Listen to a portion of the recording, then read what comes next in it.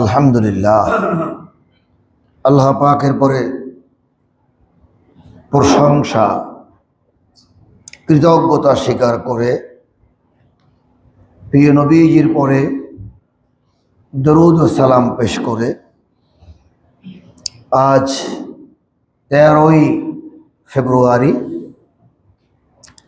2026 Dhaka Mirpur model জামে মসজিদের জুমার সালাতে খুতবা পূর্ব আলোচনা শুরু করছি। মহান আল্লাহ তাআলা আমাদেরকে রমজানের পূর্বে, এটাই সম্ভবত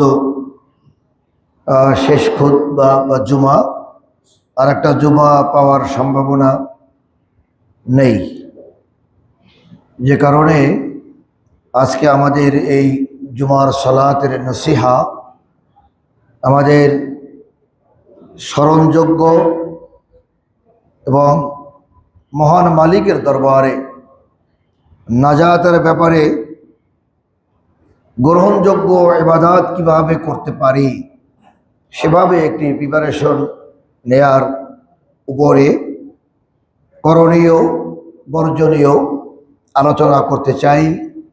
আল্লাহ সুবহানাহু ওয়া তাআলা আমাদেরকে শাবান মাসের শেষ জুমার সালাতের খুতবার ভিতরে আলোচনার মধ্যে সেই নসিহা পেশ করার এবং আমাদের সকলকে আমল করার তৌফিক দান করুন, আমিন। প্রিয় মুসলিম ভাইয়েরা, আমরা জানি মাহে রমজানের ভিতরে রয়েছে মার্সি, ফরগিভনেস এবং সালভেশন, রহমত, মাগফিরাত ও নাজাতের এই মাস আমাদের সামনে। সময়ের চাকা ঘুরে ঘুরে আমাদের দুয়ারে কড়া নাড়ছে। 1 বছর পরে আবার সেই মাহে রমজান, যে রোজার মাধ্যমে মানুষ পরিশুদ্ধতা লাভ করে, মানুষের জিসমি দুনিয়াবি সমস্ত লোভ লালসাকে নিয়ন্ত্রণ করে। সংযমের মাস, রোজার মাসে মুসলিম জাতিসত্তার অনুসারীরা তারা সে আদর্শ লালন করে, শিক্ষা গ্রহণ করে। তাদেরকে সেই নসিহা যুগে যুগে আল্লাহ তাআলা দিয়েছেন। বিশ্বনবী মুহাম্মদুর রাসূলুল্লাহ সাল্লাল্লাহু আলাইহি ওয়াসাল্লাম তার উম্মতদেরকে সেই সুন্দর পথটি দেখিয়ে আল্লাহ তাআলার নসিহা তিনি গ্রহণ করেছেন। হে আল্লাহ, ইহদিনাস সিরাতাল মুস্তাকিম, আমাদেরকে আপনি সেই সিরাতাল মুস্তাকিম, সহজ সঠিক পথ, যে পথে সিরাতাল লাযিনা আনআমতা আলাইহিম, নেয়ামত প্রাপ্ত হয়েছে মানুষ, সে পথে চালাও তুমি আমাদের, তোমার নেয়ামত প্রাপ্ত বান্দাদের সাথে যেন চলতে পারি। আর যত বর্জনীয় কাজ, ধ্বংসপ্রাপ্ত যারা, অভিশপ্ত যারা, তাদের পথ থেকে ফিরিয়ে আমাদের তুমি সুযোগ দান করো। এই নামাজের প্রতি রাকাতে এই দোয়াটা আমরা পড়ি সূরা ফাতিহার মধ্যে। আল্লাহ তাআলা শাবান মাসের শেষ জুমার সালাতে রমজানের পূর্বে আমাদের প্রিপারেশন নেওয়ার, সার্বিক পরিস্থিতি বোঝার, আমলের জন্য আল্লাহ তাআলা এনেছেন মসজিদে। একটা বড় আকারের কষ্ট সাধনা গিয়েছে মানুষের মধ্যে দেশব্যাপী। তারপরেও হাজারো শুকরিয়া মহান আল্লাহ তাআলার কাছে। আমাদের দেখা এই বয়সে, 60 বছর বয়সে, আমরা অনেক পরিবর্তন, নির্বাচন, কাজকর্ম, ভালো কাজ দেখেছি। বিশেষ করে নির্বাচন পরিবেশে অনেক অসহিংস ঘটনা, আরও মারাত্মক অনেক পরিস্থিতি হয়, বরঞ্চ সে তুলনায় অনেক অনেক কম সহিংস, কম গণ্ডগোল, কম রক্তপাত, অনেক কিছু থেকে তুলনামূলকভাবে একটা সুন্দর নির্বাচন করে মানুষ আল্লাহ তাআলার ঘরে আজকে পৌঁছেছে। পরের দিনটাই যেমন আমাদের জুমাবার পড়েছে, সবার মধ্যে একটা প্রিপারেশন যা হয়েছে, আমরা আল্লাহ তাআলার কাছে যাই, আল্লাহ তাআলাকে শুকরিয়া জানাই এবং আমাদের সামনের দিন যেন সুন্দর চলে, আল্লাহর কাছে মোনাজাত করি। কত সুন্দর না আমাদের এই পরিবেশটা কন্ট্রোলে রয়েছে। এজন্য আল্লাহ পাকের দরবারে শুকরিয়া আদায় করি, আলহামদুলিল্লাহ। এটা শুকরিয়ার একটা ক্লাস। আল্লাহ বললেন, লাইন শাকারতুম লাযীদান্নাকুম, যদি তোমরা শুকরিয়া করো আমি আল্লাহর উপরে, আমি তোমাদেরকে তুমি যে অবস্থায় যা করেছিলে বাড়ায় দেব। এই বিষয়টাকে আমাদের কোরআনের আলোকে মগজে রাখা উচিত। আল্লাহ তাআলা সিদ্ধান্ত তারই বাস্তবায়ন হয়। মানুষ অনেক আশা করে, অনেক পরিকল্পনা করে, এই বড় হবে, বিবাহ করবে, সংসার হবে, অমুকের থেকে আরো সুন্দর হবে, অনেক কিছু সাজিয়ে অনেক টাকা রেডি করে ফ্ল্যাট কিনবে, অনেক কিছু হবে। পরে দেখা যায় যে সন্তানই হয় নাই, একটা সন্তানও হয় নাই, অনেক তদবির তালিল করে চলতেছে, হয় নাই।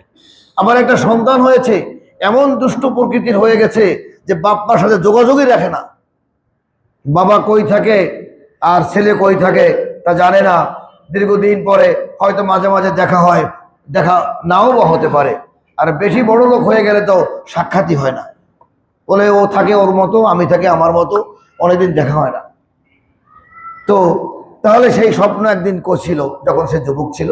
তো আসলে প্রিয় ভাইয়েরা, আসল আমাদের রমজান মাসের যে প্রিপারেশন আল্লাহ তাআলা নিতে বললেন, আল্লাহ রসুল নিতে বললেন, তার ব্যবসায় কিছু কথা বলতে চাই।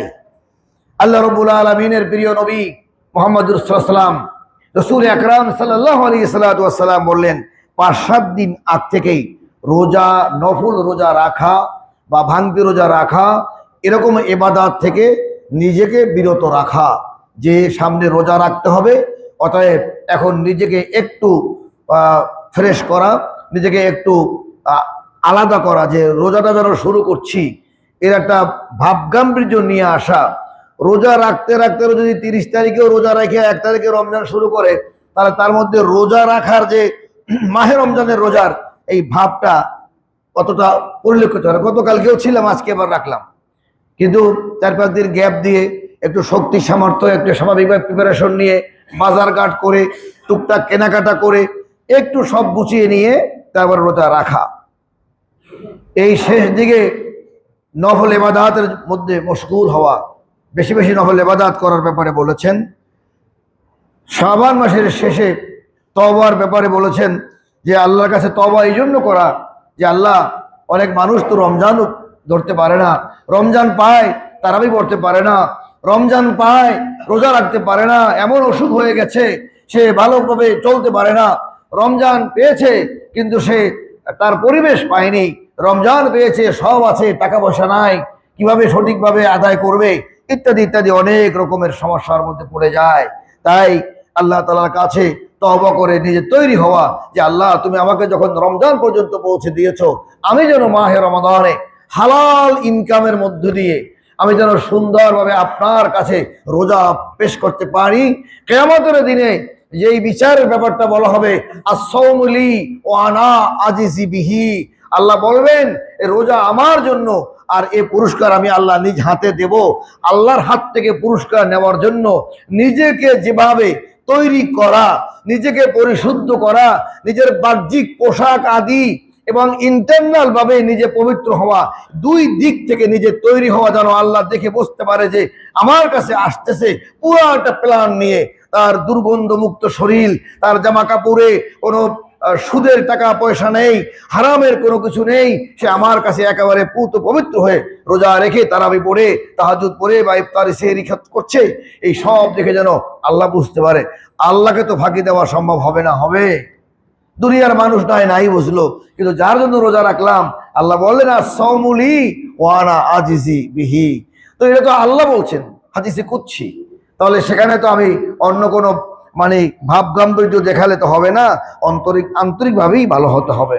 প্রিয় ভাইয়েরা, এরপরে আল্লাহ রাসূল সাল্লাল্লাহু আলাইহি ওয়াসাল্লাম 12টি বিষয় এখানে ইঙ্গিত করেছেন, হাদিস খুঁজলে যা পাওয়া যায়। একটা হলো দোয়া ও শুকরিয়া, একটা হলো দোয়া করা, আর একটা শুকরিয়া, যে আমাকে 11টি মাস পার করে এখানে নিয়ে আসছে, এটা আমি আল্লাহর শুকরিয়া করি। আমি আজকে সুস্থ আছি, এজন্য শুকরিয়া করি। কারণ অনেকেই আহত হয়েছে, অনেকে অ্যাক্সিডেন্ট পড়েছে। এই কয়েকদিন আগে একটি বিমান দেখলাম পানির মধ্যে ডুবে পড়ে গেছে, তারপরে মাইক্রোবাস সহ পানির মধ্যে পড়ে গেছে। যদি আমি ওই গাড়ির যাত্রী হতাম তাহলে আমি কে, আমার অবস্থা কি ছিল? তাহলে এরকম করে বিপদ থেকে আল্লাহ তাআলা যে আমাকে বাঁচিয়ে সুস্থ রেখেছেন, এই জন্য আল্লাহ তাআলার শুকরিয়া আদায় করা। শুকরিয়া আদায় করলে আল্লাহ তাআলা খুশি হন নাকি বেজার হন? কেমন খুশি জানেন? কিসাসুল আম্বিয়ার মধ্যে পড়েছিলাম, হযরত মূসা আলাইহিস সালাতু ওয়াস সালাম আল্লাহ তাআলার কাছে যখন কথা বলতে গিয়েছেন, কত মানুষ সেদিন দাঁড়িয়ে থাকতো তার পথে, যে পথ দিয়ে যান, হুজুর আল্লাহর কাছে এই কথাটা বলবেন, হুজুর আল্লাহর কাছে এই বিষয়ে জেনে আসবেন। এরকম নবীকে তারা প্রশ্ন করত। মূসা নবী এগুলো আল্লাহর কাছে জিজ্ঞাসা করতেন, যেতেন, আবার উত্তর দিতেন। তো এর মধ্যে কিসাসুল আম্বিয়া একটি বর্ণনায় যে তিনজন একদা 3টে প্রশ্ন নিয়ে একদিন গেলেন।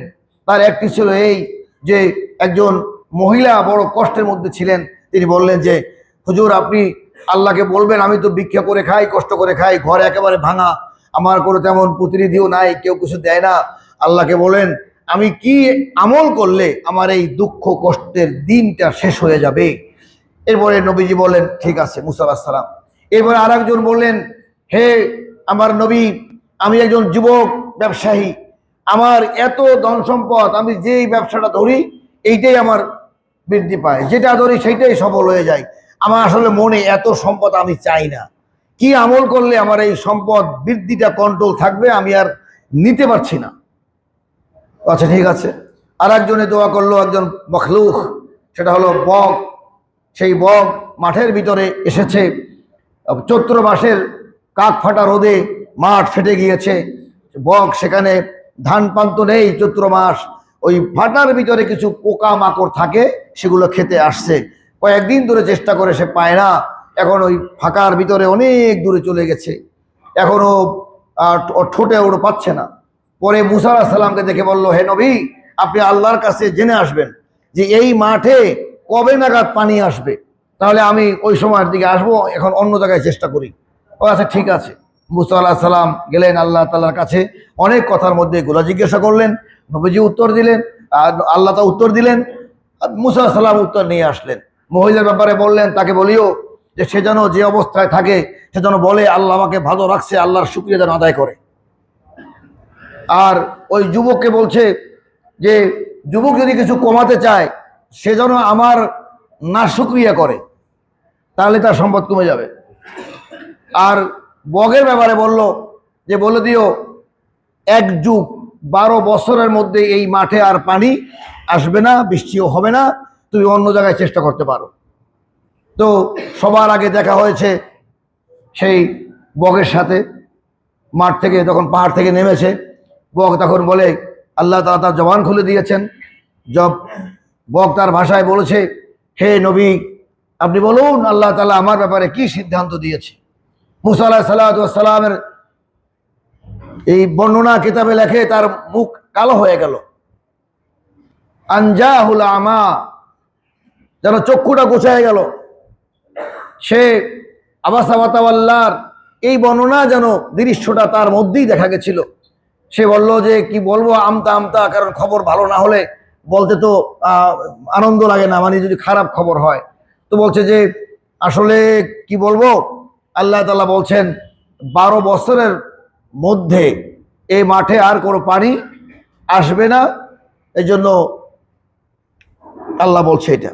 তাই সেই কথা বক শোনার পরে তার যে লম্বা গলা এবং এই ঠোঁট দিয়ে সে বলছে শুকুর আলহামদুলিল্লাহ, আল্লাহর পরে শুক্রিয়া।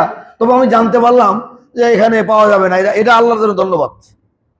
এই শুক্রিয়া বলল। মূসা আলাইহিস সালাম একটু ব্যাখ্যা করে লিখেছে যে মনে হয় যেন মূসা আলাইহিস সালাম বিরক্ত হলেন, যে বেটা মনে হয় বোঝো নাই, আমি যে কি জব দিলাম এটা বোঝোই নাই, আরে 12 বছরে পানি আসবে না, তো আলহামদুলিল্লাহ।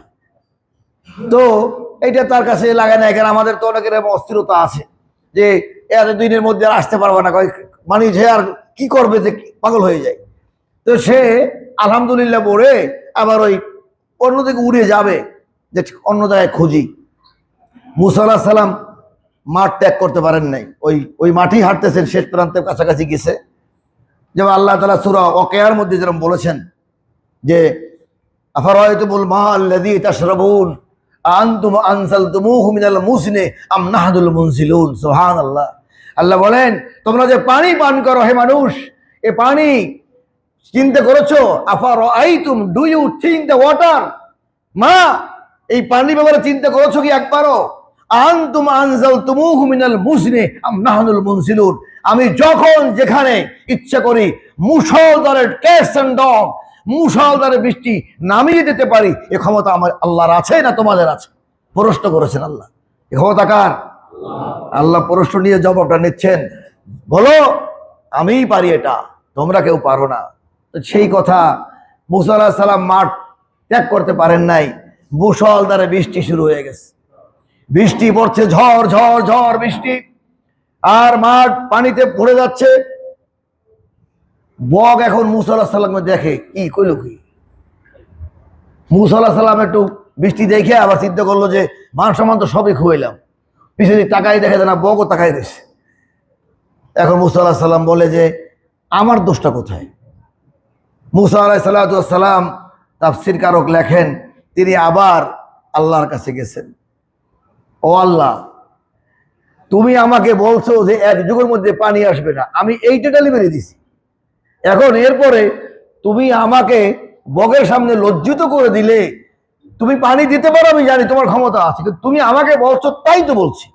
এখন তুমি আমাকে ওই বগের সামনে আমার শুদ্ধ ভিজে যা ওই মাঠ ডুবাই দিলা, আমাকে অপমানিত করলা, এ কেন?